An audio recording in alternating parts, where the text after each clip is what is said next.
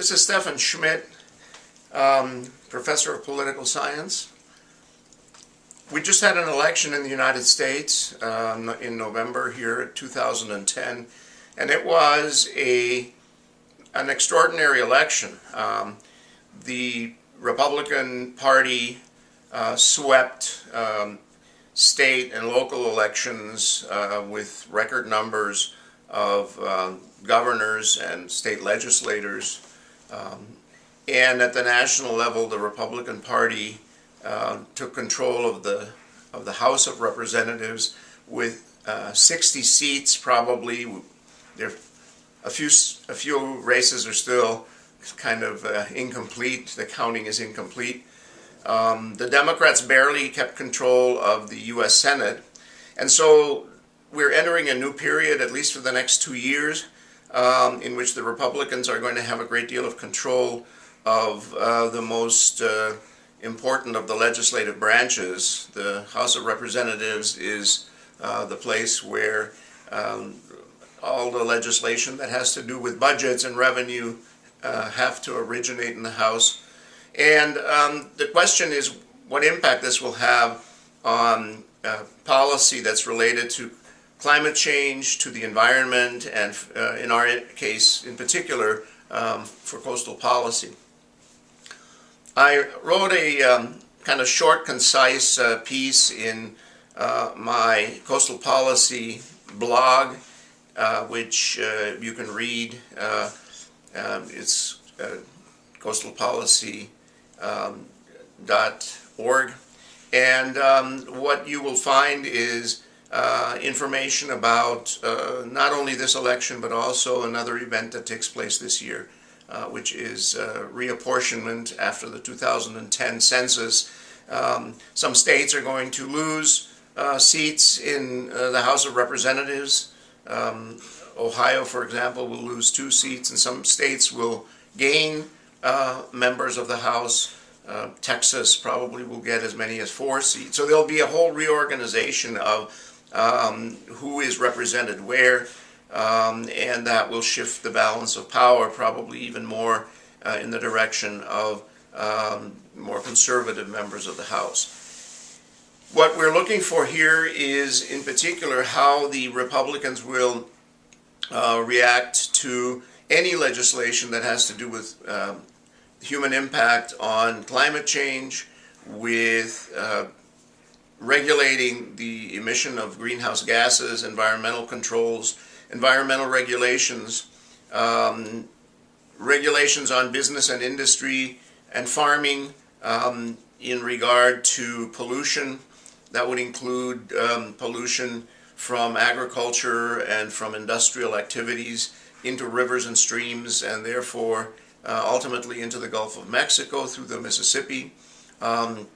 And also we're going to be looking at oil drilling, offshore drilling, and other activities offshore, including the question of fishing quotas and limits on fishing and taking salmon and tuna and other species that are under a great deal of pressure.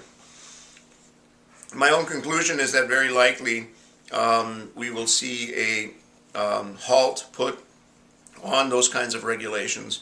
We will see a much more business-friendly legislature, at least in the House, and therefore a significant shift from the direction that the Democrats were going and that the Obama administration in particular wanted to go.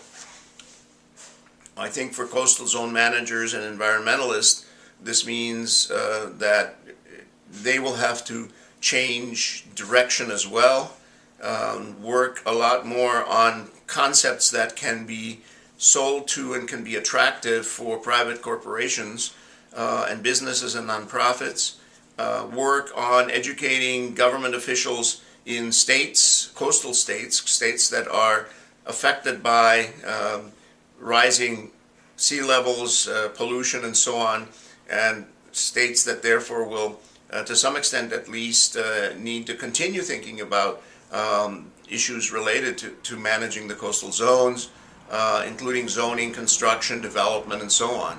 So my conclusion is that rather than relying on the federal government, rather than relying on Congress and the President for a continued expansion of these, coastal zone managers, coastal scientists are going to have to find new and innovative ways of working with other stakeholders and other players, and that this poses an interesting challenge and an interesting opportunity for us coastal zone scientists and managers, or students of coastal policy, and that we should respond to it and basically take that challenge and run with it.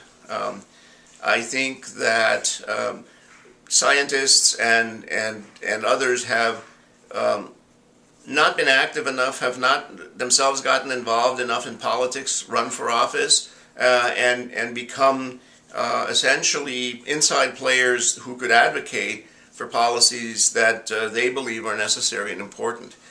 I think we have spent much too much time drilling down on pure science, and we have spent much too much time convinced that if our scientific findings are credible and well done, policymakers will then take those and implement them. And I must say that that is not the case. Government very rarely goes with purely the hard science and the facts. There are a lot of other interests, especially in a time when jobs are scarce. Anywhere in the world, it's going to be a harder sell now that there has been a recession and that there is a concern about jobs. It'll be a much harder sell to basically talk about some of the regulations and restrictions that are viewed as, quote, job killers. We're going to have to make a very clear case that a lot of sound environmental policies and good stewardship and good management of the coastal zones is actually a very big job creator, that it actually can be a huge asset to economic development and job creation, and therefore generation of revenue for local governments and for state governments. And that case has to be made persuasively and elegantly and convincingly. And so my recommendation to you and to my other students of coastal policy and coastal zone management is to start thinking that way. Think of yourselves as salespeople, marketers, and leaders to try and make the case for the kinds of policies that we think will preserve reefs, beaches, marshes, coastal areas, and make them continuously a source of attraction for tourists, for people who like to fish, for divers and snorkelers, for the resort and hospitality industry, and to make the case that basically sustainability of those areas, preserving them and keeping them in a way that they remain productive, that fish continue to proliferate, and that there continue to be clean and beautiful beaches and lovely reefs, is a smart business as well as ethically correct and also good politics. So the results of the 2010 election are a game changer, and I can guarantee that, and I want you to think about how you yourself will embed your own professional activities into that new game. I think there will be lots of jobs and lots of interest for green marinas and other clean policies related to the coasts and to the near coast coastal zones if we can make the case for it.